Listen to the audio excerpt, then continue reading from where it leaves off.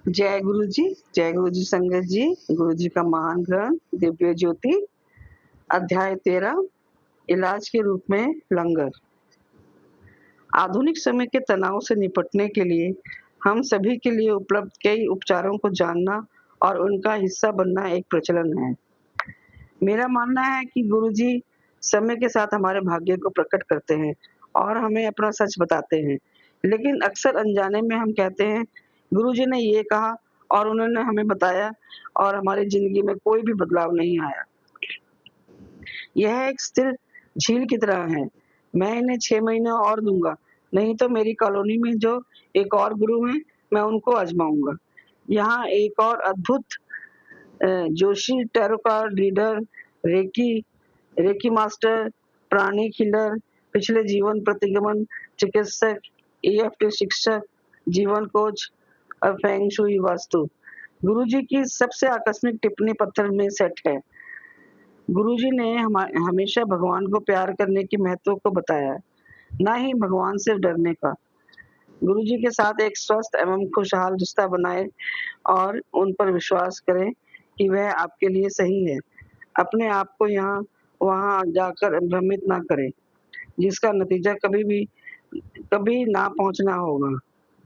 जब मैं एक ज्योतिष से परामर्श करने गया था, उन्होंने एक बार कहा था, मैंने तेरे हाथों की लकीरों को बदल दिया है।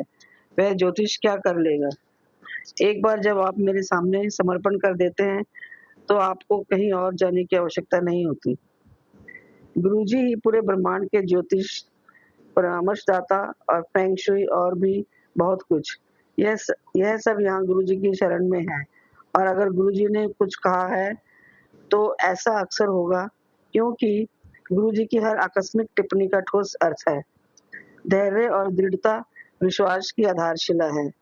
नियमितता को भी कम नहीं किया जा सकता, क्योंकि गुरुजी नियमितता के माध्यम से ही नकारात्मक को दूर करने में सहाय हैं।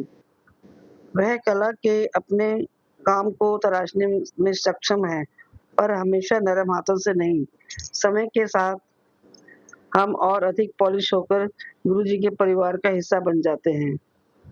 गुरु परिवार उन शब्दों की ध्वनि मेरे कानों में संगीत है और मेरे दिल के लिए एक गीत।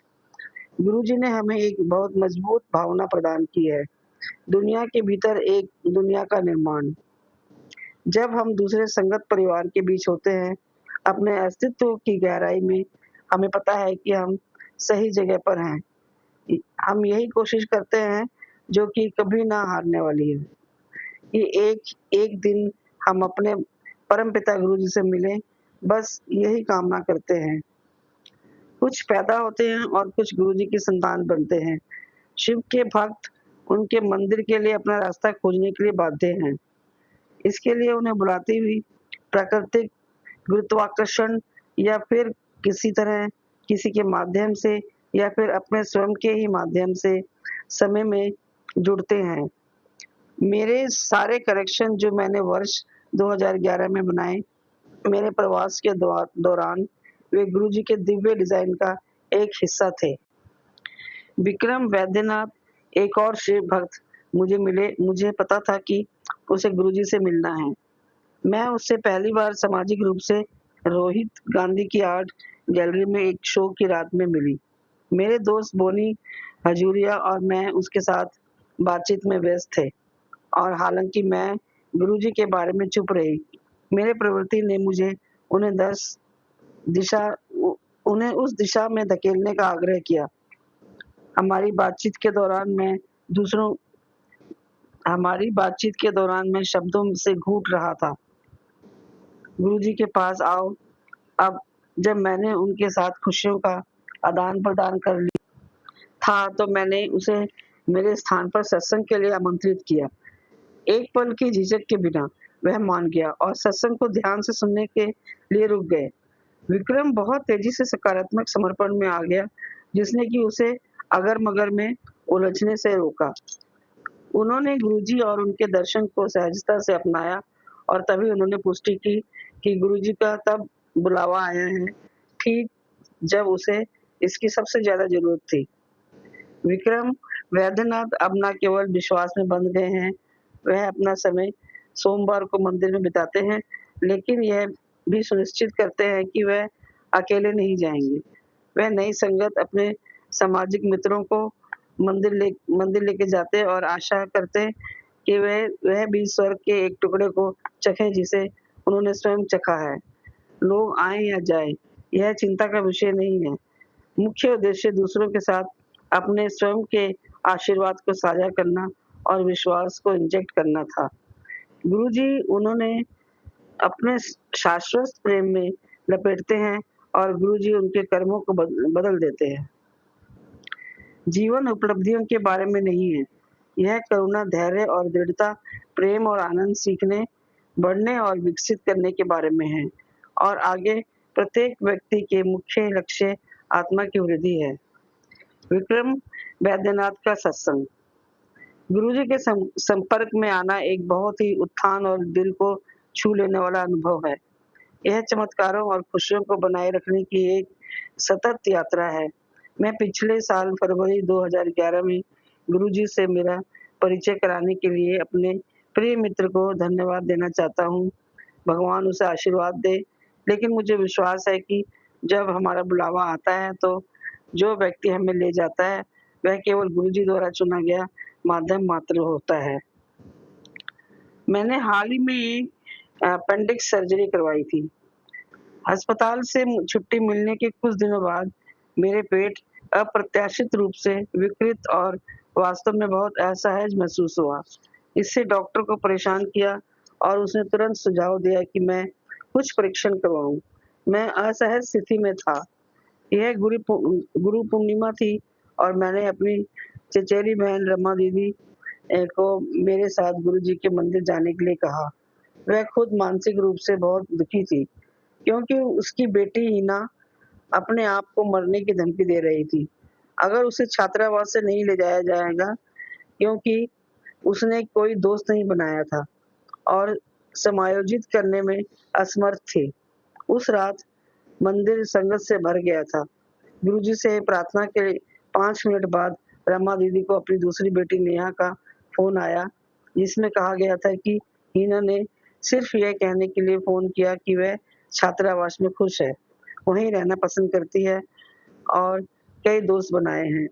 मेरी चचेरी बहन रमा दीदी इतनी खुश और महान थी कि वह रो पड़ी। उस रात मैंने अनीता के शब्दों को ध्यान में रखते हुए खुद लंगर खाया। गुरुजी कहते हैं कि लंगर आपकी दवा है, लेकिन बाहर निकलते समय मैंने शुरू किया, उल्टी अनियमित हो रही थी। मैंने गुरुजी को धन्यवाद किया। घर लौटा और सो गया। अगली सुबह जब मैं उठा तो मेरा पेट ठीक लग रहा था और वह विकृत भावना भी गायब हो गई थी। मैं डॉक्टर के पास गया, जिसने मेरी जांच करने के बाद पुष्टि की। यहाँ मुझे यह भी बताना होगा कि मेरी अपेंडिक्स सर्जरी के बाद जब मैं होश में आ रहा था, मैंने अपने दिवंगत दादा और हनुमान जी को मेरे सामने और गुरुजी को मेरे बगल में अपने बालों के माध्यम से अपनी उँगलियों को चलाते हुए देखा।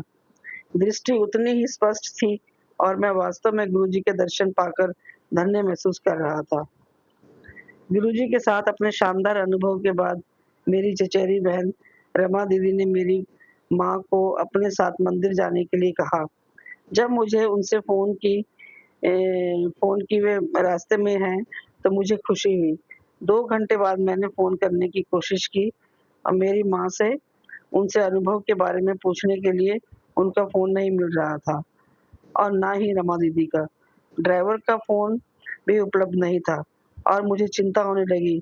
आधे घंटे बाद उन्हें फ़ोन करने की कोशिश करने और सफल नहीं होने के बाद गुरुजी से प्रार्थना की।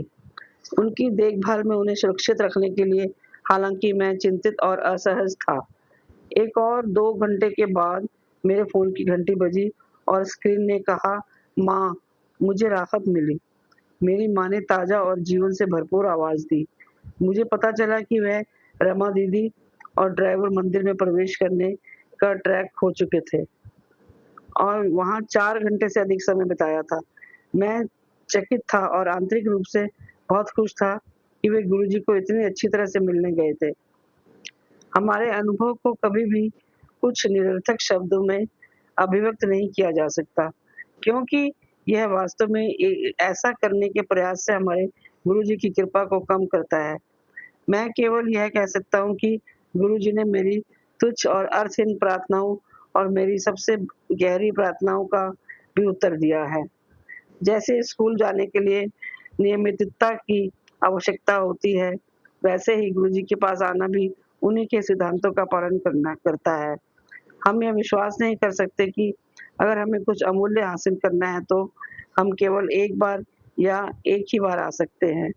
गुरुजी पहले हमारे भांडे को साफ करते हैं और फिर हमें वो सब भरपूर देते हैं जो हमें मन, शरीर और आत्मा से पूरा करने की आवश्यकता होती है। जय गुरु जी।